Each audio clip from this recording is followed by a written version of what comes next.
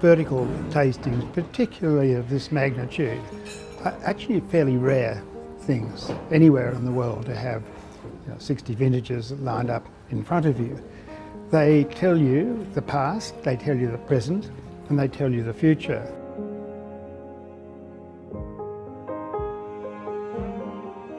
The Wynns Coonawarra Estate Black Label really emulates the fine wine in every single way. It's very much a kind of benchmark of how Australian wine is going generally. You're really kind of just seeing the evolution of modern Australian wine, if you like, from 1954 to the current vintage.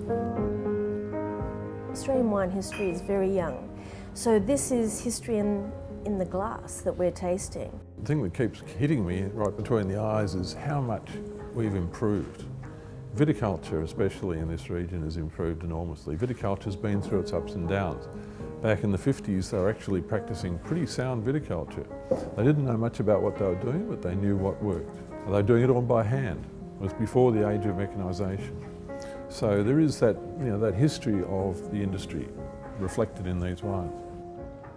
As a wine writer or as a wine lover myself, we all celebrate diversity, and it is without any doubt that the Coonawarra is one of the homes of Cabernet Sauvignon. It is one of the modern classics of Cabernet Sauvignon and therefore Bordeaux blend red wines. The finesse, the purity of fruit, the balance, the harmony and the integrity in the wines that we saw today has come from many, many years of refining what they do in both the winery and the vineyard. The wines are always generous. They have balance, and again I come back to that 1966. Balance is so important in making wines that will live for a long time.